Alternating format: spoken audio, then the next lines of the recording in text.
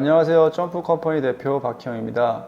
오늘은 국가기관이죠. 부동산 원 KB 삼정 KPMG라는 회사에서 지상센터 관련된 보도자료를 낸 것을 한번 설명해 드리겠습니다. 한국경제에 있는 신문인데 삼정 KPMG 국내 지상센터 7년 새 3.6배 늘어. 당연한 거 아닙니까? 더 늘어야죠. 네. 7년 전 우리는 무엇을 하고 있었을까요? 스마트폰부터 해서 비대면 관련된 업체들도 많이 커졌고, 스타트업에서도 유니콘이라는 회사들도 많이 커졌고요. 여러 가지 대기업들도 장사가 좀 잘 되는 상황이고, 물론 저 스스로도 소득 수준이 올랐고, 제 친구들도, 제 주변에 있는 분들도 그 7년 전보다는 잘 사는 방향으로 간 것 같습니다. 그런 거에 따라서 우리가 사업할 수 있는 이런 사무실 공간이 3.6배 늘었다는 건 너무 잘 타이밍 맞게 잘 함께 성장을 했다라고 저는 생각합니다. 이 뉴스 기사에서도 그런 식으로 얘기를 해요. 최근 지식산업센터가 수익형 부동산 업계의 블루칩으로 부상하면서 지속 가능한 성장을 위해 다음 단계 전략을 수립해야 되는 지적이 나왔다. 다음 단계를 당연히 해야죠. 넥스트. 무엇을 해야 되느냐? 저는 지식산업센터가 그 다음 단계를 준비하고 있는 선두 기업은 저희 점프컴퍼니라고 생각합니다. 지식산업센터를 공급만 했으면 무엇을 합니까? 공급을 하고 난 이후에, 준공 이후에 임대관리라든지 건물관리, 그리고 건물의 시세를 올리는, 이게 시세가 계속 올라가야 줘야지 다 선순환이 되잖아요. 이런 부분에 있어서, 그리고 지산센터 안에 있는 그 공간의 활용도를 높여야죠. 단순히 그냥 사무실이라고 해서 그냥 평당 임대료이 얼마야, 그래서 중개해, 이게 끝이 아니라 공간을 잘 꾸며서 공간의 사용 효율을 높이기 위한 활용적인 면까지 고려해서 중개나 건물 관리를 해야겠죠.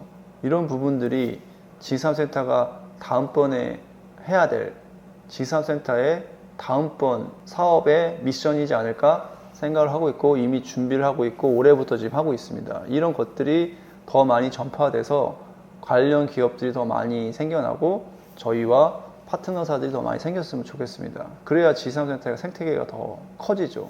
여기 지산센터 장점을 얘기하고 있습니다. 일반 수익형 부동과 달리 각종 세금과 입주 지원금까지 혜택이 제공된다. 그리고 지산센터의 수익률이 높아지자 민간 사업자 중심으로 개발이 급증하고 있다. 수도권에서도 82%가 집중돼 있고, 최근에 부산, 대구, 광주, 제도시를 중심으로 공급이 늘어나고 있다. 천안이 빠졌네요. 천안에 지금 공급이 많이 되고 있습니다. 시작을 하고 있습니다. 부산도 이제 시작입니다. 2020년 전후로 제2의 벤처붐이 도래하면서 지식 기반 산업이 급격히 성장한 것도 증가와 맞물려 있다. 공급 측면에서도 주택 강화 속에서도 안정적인 수익 창출, 사업 다각화를 꾀하기 위해서 국내 중대형 건설사를 중심으로 늘어난 것으로 해석된다. 맞습니다. 정확히 찝었습니다. 제가요, 이 지산업센터를 제가 사업 아이템으로 잡고 정말로 잘 될 것 같다, 열심히 하면 크게 성장할 수도 있겠다라고 판단한 부분이 바로 이 뉴스 기사에서 얘기한 이 부분입니다. 저는 LG전자 IT 개발자 출신이고 10년 동안 개발자를 했기 때문에 이 IT 정보 기술과 관련된 회사들이 많이 생겨나고 투자도 많이 받고 급격하게 성장할 수 있는 것들을 3년 전에 이 사업을 할 때 봤어요. 자, 그럼 이런 회사들은 어디서 일을 할까? 그 사업 공간이 필요할 거고, 그것은 지식산업센터가 절묘하게 대안으로 되겠다라는 게 그냥 생각이 들더라고요. 그래서 지금 이 사업을 이렇게 집중하고 열심히 하고 있는 겁니다. 지금에서야 이제 3, 4년이 지나서 그런 핵심적인 게 이렇게 아주 잘 기사로 나와서 뿌듯하네요.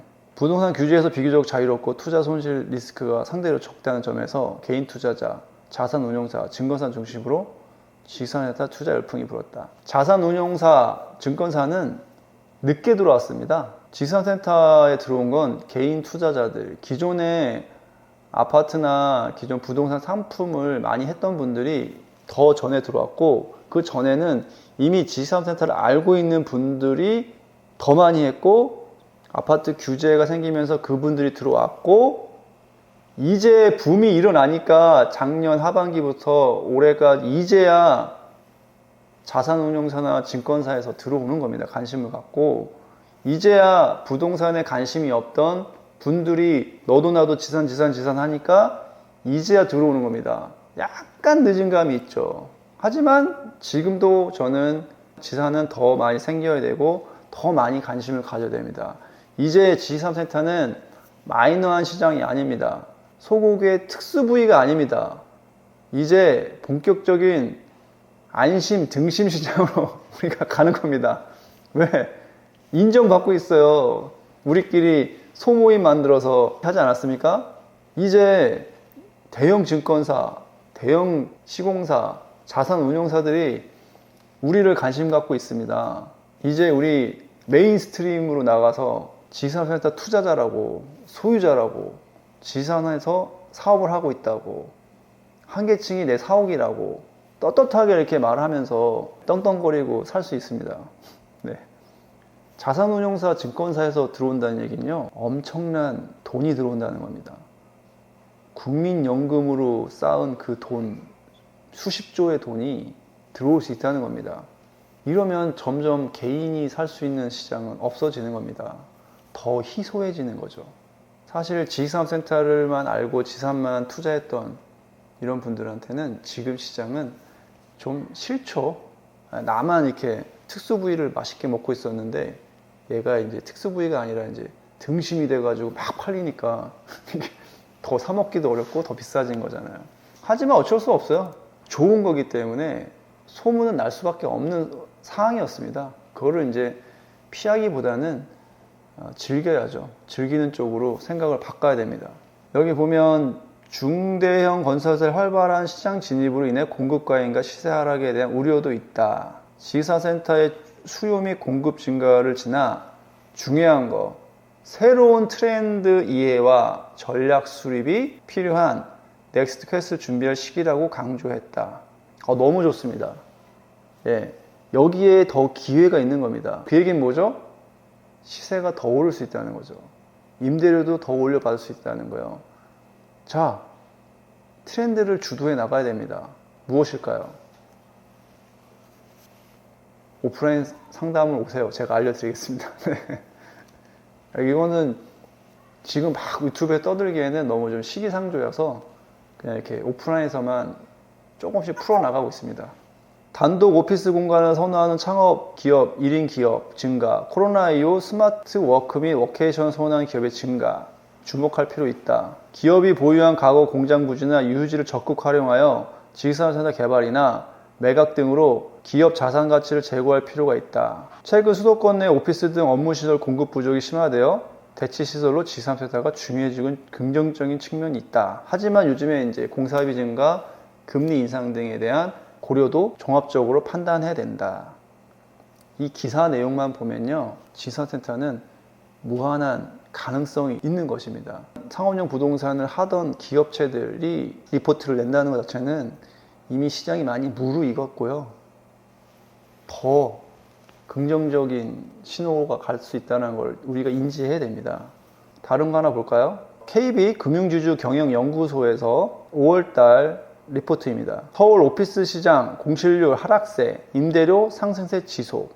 여기서 오피스라는 거는 지산은 아닙니다. 서울, 강남, 여의도에 있는 으리으리한 빌딩들 있죠? 대기업들이 막 들어가 있는 그런 프라임급 오피스 빌딩을 얘기하는 겁니다. 자, 보세요. 공실률 2.19%. 엄청 거의 없는 수준이죠. 임대료 여기는 한 25,000원인데 이거는 이제 제곱미터당이니까 평당 따지면 한 7만원 되겠습니다. 여기다 관리비가 3만원, 4만원 하니까 한 10만원 정도 보시면 될 거예요. 비싸죠. 그럼에도 공실률이 적다. 이게 중요합니다. 또 하나를 보면 오피스 투자의 선호도 증가세 지속된 반면 물류센터나 이런 것들은 선호 감소. 캡레이트라는 게 좀 어려운 말이긴 한데 캡레이트 그냥 쉽게 생각하면요, 수익률입니다. 이게 자기 자본 수익률인데 시세로 임대료를 나눈 겁니다. 이 임대료는 이제 1년치 전체에 내가 받은 임대료에서 비용을 뺀 순수이익, 임대료로 되는 순수이익을 시세로 나눈 거기 때문에 시세가 크면 클수록 이 캠 레이트는 작게 됩니다. 캠 레이트가 4% 이상, 5% 가까이 되는 물건들을 좋아합니다. 왜? 이런 거를 사서 시세를 올려서 캠 레이트를 3%대로 만들 수 있잖아요. 그러면 시세를 더 올릴 수 있는 그 갭이 있으니까 캠 레이트라는 거를 4% 이상에서 5% 가까이 된 거 물건을 보면 투자할 만한 거죠. 시세가 올라갈 수 있는 가능성이 있다. 그래서 여기서 보면 캠 레이트가 내려오고 있는 추세는 뭐냐? 임대료가 떨어졌다는 게 아니라 시세가 올라갔다. 이렇게 생각하면 됩니다. 그러니까 오피스 가격이 계속 상승하고 있다. 다시 여기서 임대료를 올려서 건물의 가치를 올리는 거죠. 그렇게 되면 시세는 그대로 있고 임대료가 올라가면 이익이 많아지잖아요. 그럼 다시 캠 레이트는 4%, 5%로 진입하게 되겠죠. 그러면 그 올라간 이 시세에서 다시 팔게 되는 거죠. 이게 이제 우리 지식산업센터 하는 저희 입장에서는 이거 갖고도 대처를 할 수 있는 거죠. 오피스 시장이 이렇게 공실이 줄어들고 시세가 계속 올라가면 현상이구나. 그렇다는 얘기는 그만큼 기업체들의 수요가 계속 발생하는구나. 그러면 당연히 지산에도 낙수 효과로 여의도에 없으니까 영등포로 내려올 거고, 강남이 없으니까 성수로 올라갈 거고, 영등포도 공급이 없으니까 가산으로 내려올 거 아닙니까? 이런 식으로 전체적으로 흐름이 흘러간다. 이렇게 예상이 할 수 있습니다. 또 하나 볼까요? 여기는 한국부동산원에서 보도자료를 27일 낸 겁니다. 전국에 있는 오피스 상가를 다 조사한 건데, 일단 오피스만 보겠습니다. 전체 오피스 수익률은 1.9%. 너무 작네요. 1.9%. 네. 임대료는 17,000원. 제곱미터 다니니까 평당 따지면 한 5만원 정도 되겠네요. 여기는 관리비는 되게 오피스는 비싸요. 관리비가. 지식산업센터는 평당 관리비가 5,000원인데 5,000원 이하? 여기 오피스는 되게 비싸더라고요. 10,000원 이상.